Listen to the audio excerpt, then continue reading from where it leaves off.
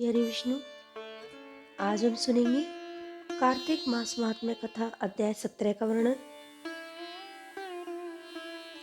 उस समय शिवजी के गण प्रबल थे और उन्होंने जलंधर के शुंभ निशुंभ और महासुर कालनेमी आदि को पराजित कर दिया। यह देखकर सागर पुत्र जलंधर एक विशाल रथ पर चढ़कर, जिस पर लंबी पताका लगी हुई थी, युद्ध भूमि में आया। इधर जय और शील नामक शंकर जी के गण भी युद्ध में तत्पर होकर गरजने लगे। इस प्रकार दोनों सेनाओं के हाथी, घोड़े, शंख, भेरी और दोनों ओर के सिंहनाद से धरती त्रस्त हो गई। जलंधर ने कोहरे के समान असंख्य बाणों को फेंककर पृथ्वी से आकाश तक प्राप्त कर दिया और नंदी को 5, गणेश को 5, वीरभद्र को 1, साथ ही 20 बाण मारकर उनके शरीर को छेद दिया और मेघ के समान गर्जना करने लगा।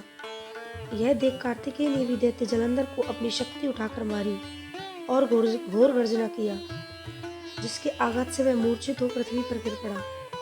परंतु वह शीघ्र ही उठ पड़ा और क्रोधाविष्ट हो कार्तिकेय पर अपनी गदा से प्रहार करने लगा। ब्रह्मा जी के वरदान की सफलता के लिए शंकर पुत्र कार्तिकेय पृथ्वी पर सो गए। गणेश जी भी गदा के प्रहार से व्याकुल हो धरती पर गिर पड़े।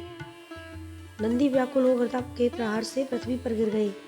फिर दैत्य ने हाथ में परिघ ले शीघ्र ही वीरभद्र को पृथ्वी पर गिरा देख शंकर जी के गण चिल्लाते हुए संग्राम भूमि छोड़ बड़े वेग से भाग चले।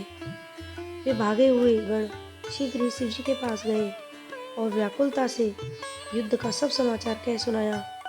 लीलाधारी भगवान ने उन्हें अभय दे संतोष वर्धन किया। तो ये है कार्तिक मास कथा अध्याय 17 का वर्णन। श्री हरि विष्णु।